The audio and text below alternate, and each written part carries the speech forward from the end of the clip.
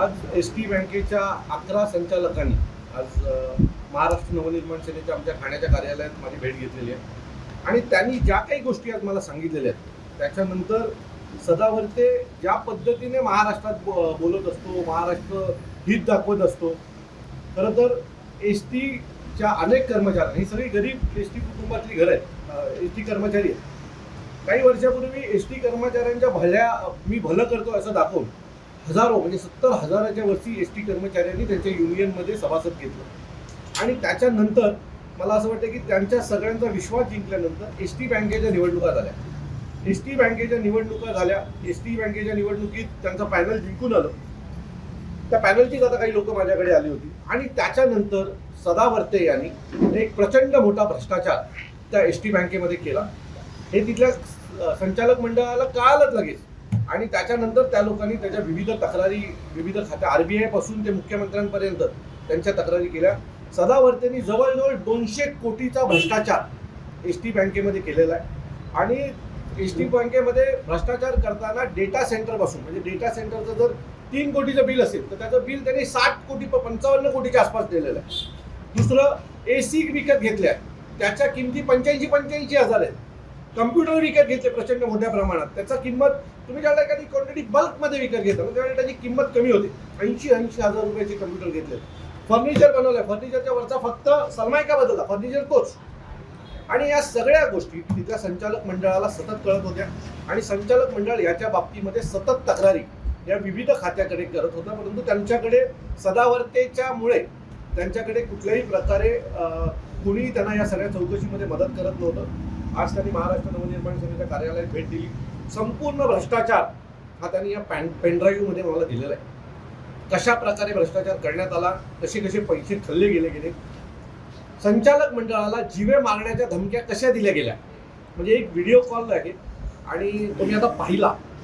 प्रचंड भयानक एका महिलेशी प्रचंड अवाच्य भाषेमध्ये सदावर्ते बोलत होते आणि तिला धमक्या देत होते की तुला महाराष्ट्राच्या मुख्यमंत्र्यांचं नाव घेऊन, इतर सगळ्यांची नावं घेऊन प्रचंड वाईट भाषेत त्या बाईशी बोलत होते. कॉन्फरन्स कॉल होता आणि बोर्डाची मीटिंग चालू होती आणि त्यातला तो सगळ्या गोष्टी या पेनड्राईव्हमध्ये सदावर्तेचा बँकेचा संपूर्ण काळा चिट्टा हा त्यांनी आज माझ्याकडे दिलेला आहे. या सर्व कमिटीने म्हणजे 11 जणांनी मिळून RBIला त्याच्या बाबतीतली तक्रार केलेली आहे.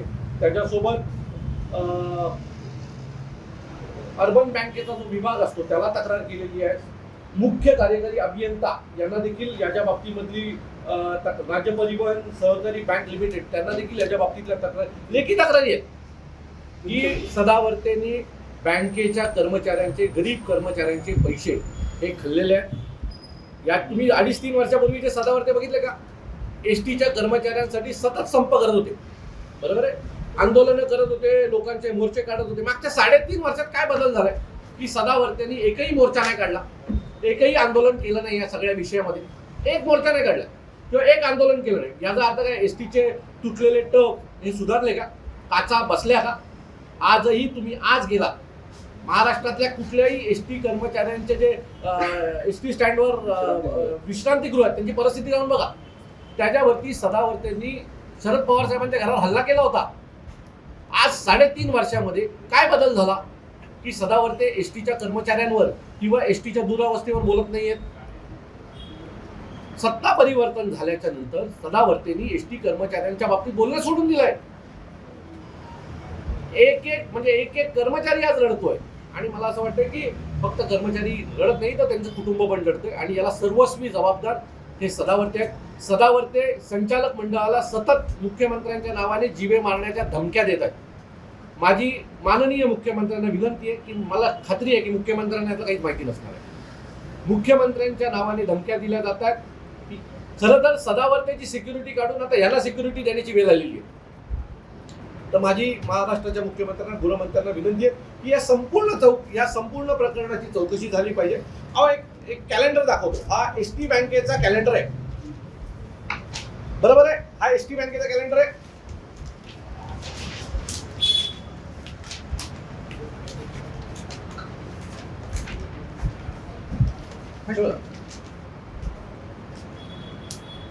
एसटीचा काही उल्लेख नाहीये. हे एसटीच्या पैशातनं छापलेले कॅलेंडर आहेत, बरोबर ना? एसटीच्या बजेटमधनं छापले. नथुराम गोडसेंचा फोटो तेवढ्याच मोठ्या प्रमाणात. काय मेसेज देताय महाराष्ट्राला तुम्ही? काय मेसेज देताय? तुम्हाला करायचंय काय नक्की या महाराष्ट्रामध्ये? आज हजारो एसटी कर्मचाऱ्यांची फसवणूक या माणसाने केलेली आहे. 158 कर्मचारी अवैध नोकर भरती करून त्यांचे पैसे खाल्लेले आहेत. त्याचेही पुरावे या सगळ्यांकडे आहेत. त्यांचीही पत्रकार परिषद 1-2 दिवसात होईल. खरं तर हा ATM कार्ड आहे एसटी बँकेचा, आणि असं म्हटलं जातं की या कशावरही कुठल्याही पक्षाची तुम्ही ॲडव्हर्टाइजमेंट करू शकत नाही. सरळ कमळ.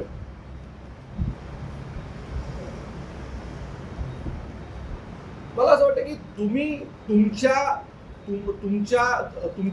प्रसिद्धीसाठी कॅलेंडर, एसटी बँकेच्या सर्व खर्चाचा तुम्ही पैशाचा गैरवापर केलेला आहे. अनेक विषय आहेत, म्हणजे स्टेशनरीमध्ये मागील अनेक वर्षापासून झालेला खर्च पाहता त्यात प्रचंड मोठी लूट झालेली आहे. संगणक खर्चात लूट झाली आहे. अनेक गोष्टी आहेत. ह्या पेन ड्राईव्ह मध्ये सगळं आहे. ह्या पेन ड्राईव्ह मध्ये सदावर्तेचे सगळे व्हिडिओज, कॉन्फरन्स कॉल्स सगळं आहे. त्यात महिलांबरोबर कशा प्रकारे ते बोललेले आहेत या सगळ्या गोष्टी आहेत. मी पुन्हा सांगतो की सदावर्तेवर एसटी बँकेमध्ये भ्रष्टाचार झाल्याचा तात्काळ गुन्हा हा दाखल झाला पाहिजे. त्या संपूर्ण एसटी बँकेची चौकशी झाली पाहिजे, आणि जोपर्यंत ही चौकशी होत नाही तोपर्यंत महाराष्ट्र नवनिर्माण सेना म्हणून आम्ही गप्प बसणार नाही. पुढच्या आठवड्यामध्ये सन्माननीय राजसाहेबांची वेळ घेऊन या सर्व संचालक मंडळाला मी सन्माननीय राजसाहेबांना भेटायला घेऊन जाणार आहे, आणि साहेबांकडे देखील या सगळ्याचे पुरावे देऊन याची सगळ्याची कचून चौकशी व्हावी अशी मागणी आम्ही सन्माननीय साहेबांकडे करणार आहोत. आजपासून सदावर्तेचं तोंड बंद करायचं काम हे आम्ही करणार. एसटी बँकेच्या गुन्ह्यात, एसटी बँकेच्या गरीब कर्मचाऱ्यांचे पैसे खाल्लेला सदावर्तेला आम्ही जेलच्या आतमध्ये पाठवल्याशिवाय गप्प बसणार नाही.